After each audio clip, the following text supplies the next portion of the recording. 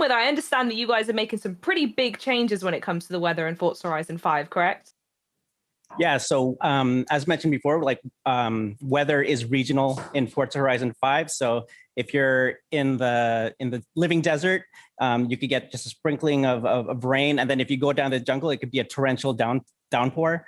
So we have all these different weather behaviors in the different biomes, which really reflects and enhances the experience that you have in those biomes. Along with that is we have kind of two new weather effects, which are seasonal, which is our towering dust storms and our tropical storms. And it's the one thing that's new about that as well is that it doesn't just happen around you. You actually can see it from a distance and approach it, which is something that we've never done in a Horizon game. Yeah, and you can see that in the video that's playing just now. So this is it's an older internal video, and we created this video to kind of show these effects, how they look in the distance, how you experience them, and it still just does a great job at it. So we thought we share it today with the community. Lovely. Yeah, for the first time in a Horizon game, you can do the storm.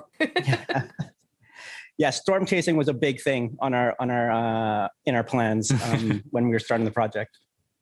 I can't. The first thing I think I'm going to do as soon as I'm in free roam is go chase the first storm that I see. Because you also mentioned that these weather types are regional, correct? So like you will be able to spot storms from a while away, and if you don't want to be like, maybe if you want to compete in certain areas that are drier, or you're looking for a challenge, you can actually go to specific biomes for that. Exactly. If in our winter season, which is in Mexico is our dry season, if you want to get a snow experience, you could drive up to the volcano and drive around the snow. If you don't want that snow wintry experience, then you could drive to the coast and have a very vacation-y type experience. So it is very different per region, as well as seasonal. So we also change those weather patterns and weather behaviors based on the different seasons.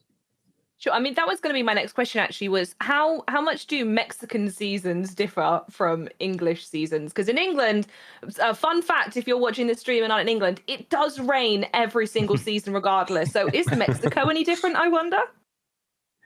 It depends on which region you're in. So obviously, Mexico is very different than the traditional seasons that as we know it.